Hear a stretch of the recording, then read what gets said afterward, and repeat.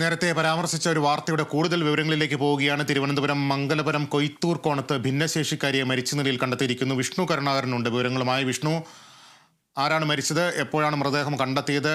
Police അന്വേഷണം എങ്ങനെ പുരോഗമിക്കുന്നു?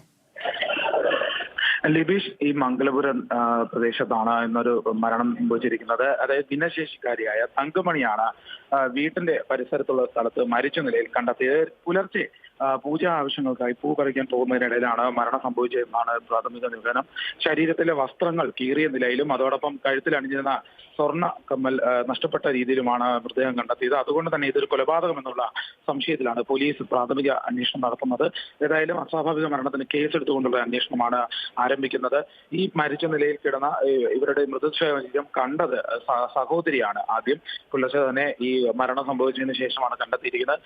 സ്വന്തം സഹോദരന്റെ പുരയിടത്തിലാണ് മരിച്ചു വീണത് നിലയിൽ കണ്ടെത്തിയിരിക്കുന്നത്. ഏതായാലും ഏറെക്കാലമായി ഒറ്റയ്ക്ക് താമസിക്കുകയായിരുന്നു ഇവർ. ഏതായാലും പോലീസ് വിശദമായ ഒരു അന്വേഷണത്തിന് തയ്യാറെടുത്തിട്ടുണ്ട്. സ്വാഭാവിക മരണത്തിനാണ് ഇപ്പോൾ കേസെടുത്തിരിക്കുന്നത്. ലിബീഷ്, തിരുവനന്തപുരം മംഗലപുരത്ത് ഭിന്നശേഷിക്കാരിയെ മരിച്ച നിലയിൽ കണ്ടെത്തിയ വാർത്തയുടെ വിവരങ്ങൾ പങ്കുവയ്ക്കുകയായിരുന്നു വിഷ്ണു കരുണാകരൻ.